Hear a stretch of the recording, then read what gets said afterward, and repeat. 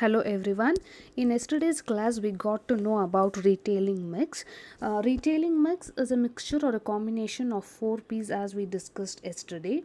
And the four P's goes like this. First one is first P is product, second one is price, third place, and fourth one is promotion. We got to know in detail what is product in yesterday class. Today we will know what is all about price. The definition of the price goes like this.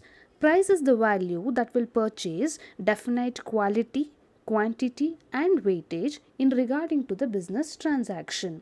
As mentioned here, price is the amount a customer is paying to a retailer for the quality of the product he has purchased, quantity, that is the amount or a volume of the product he has purchased, and weightage here is the value of the product in regarding to the business transaction.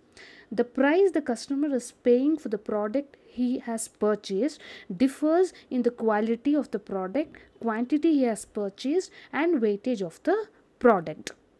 And next, if we want to see factors affecting pricing strategy, it goes like this. The first very much important factor affecting the pricing strategy is its target market and demand. Target market and demand is a major role where you will have to consider for a pricing strategy. Say for example, if you are dealing with the chocolate, the target market is kids or children where you are concentrating for. So, if you're dealing with a chocolate, your target group is children. So, obviously, children will have demand for the chocolate all the 365 days in a year. Hence, this is the advantage where you can use in the pricing strategy. And next is credit or installment facilities. If you are offering a EMI facilities, credit facilities, or installment facilities to the product for your customers, you can rate your product high, including all the interest rates. Say for example, if you are selling a vehicle on a EMI basis or electronic goods on a EMI basis, the cost is quite higher than the MRP, including all the interest rate where you are offering for EMI. And next is retail business. The retail business model is also a factor where you have to consider for your pricing strategy. Each businessman's model will differ. Say for example, will fetch each businessman will fetch his product from the different places.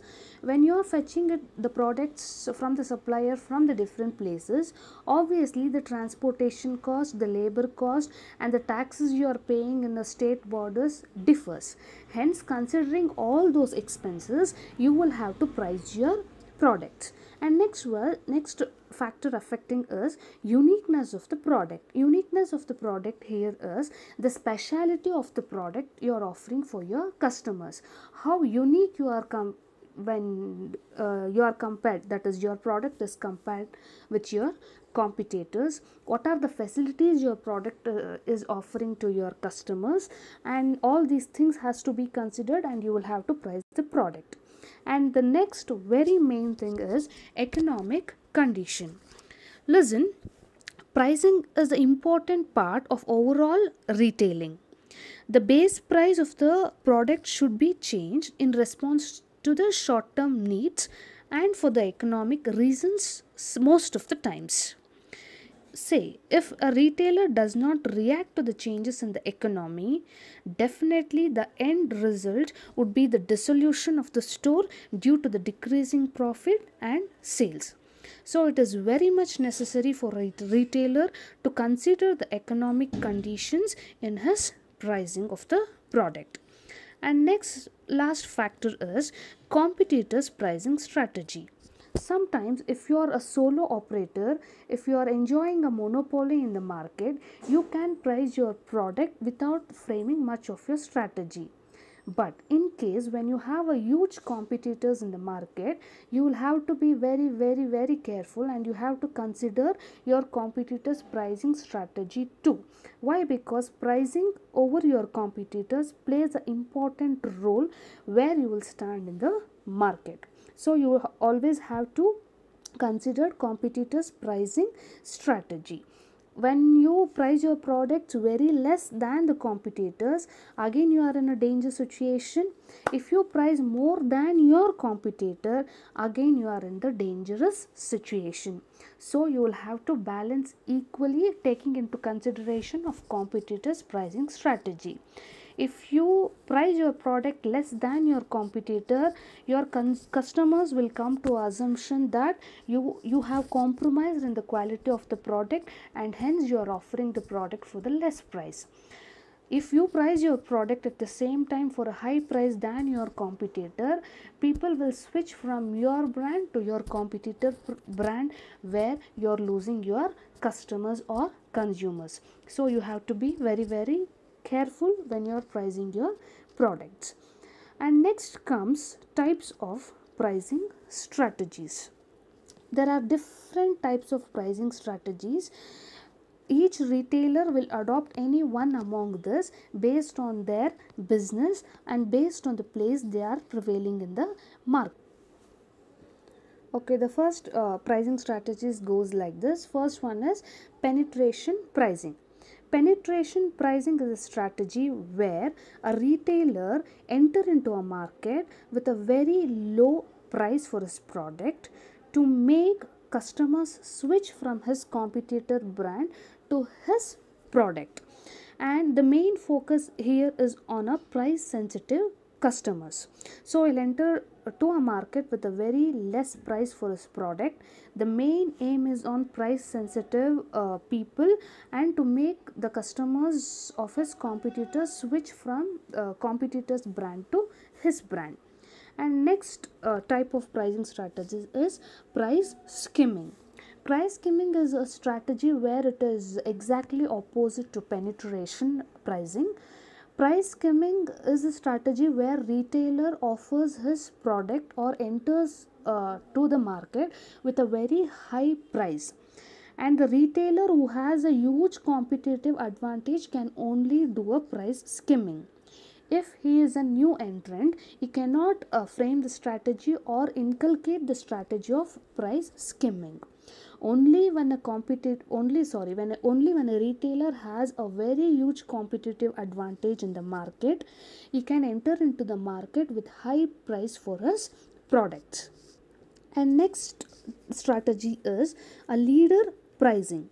A leader pricing is also known as a loss leader pricing, where a retailer offers his product for a less price that is equal to his expense, or we will also known as zero profit. Keeping a margin of zero profit, he will take only his expenses. This is just to attract more customers. And next is odd pricing. Odd pricing is just a rupee less or a 50 paisa less than a zero figure. Say for example, rupees 99, rupees 199, rupees 499. All these are called odd pricing. This is also a strategy. And next type of strategy, pricing strategy, is multi-unit pricing. Multi-unit pricing is a strategy where retailer offers its consumer a lower than unit price only if a specified number of units are purchased. Say for example, if you buy 3, you will have to buy 10, you will have to buy 50. That is, if we want to put it in a simple form, if you are buying it in a bulk, you will get it for a less price, and this is called multi. Multi is more, units is pieces. If you are purchasing a multi unit or more number of units, you will get the product for the less price, and this is called multi unit pricing. And next strategy is EDLP. EDLP is everyday low pricing. All the 365 days you will have one or the other discounts in the retailing store. and this strategy is called EDLP. We have studied this EDLP in the classification of retailing, where the store which offers or frames strategy of EDLP is called full line discount stores. Full line discount stores is a stores which offer discount for all the 365 days. Offers will not be same for all the 365 days. Each day the offers might change and it will change, and this strategy is called EDLP. And next strategies is one price policy. One price policy is there is no offers, there is no discounts, and there is no practice of bargaining. This is a price which is called a fixed price. And next pricing policy is a markup pricing. Markup pricing, if you will have to put a formula, it goes like this: selling price equals cost plus markup. Here a retailer will add a certain percentage of a markup to the cost of production to determine the selling price. That is, he adds a margin of a profit for a selling price. And next is product line pricing. Product line pricing is a pricing where a retailer decides the price of the product based on the weightage. Weightage here is value for the product in the market, and the flavors he is offering, uniqueness of his product, demand for his product. After considering all these aspects, he will price his product, which is called product line pricing. And next one is geographic pricing. Geographic pricing is a variations of pricing depending on the location. Sometimes you will have to fetch, as we discussed in last topic, you will have to fetch the product from the far places. Sometimes you will get the product nearby.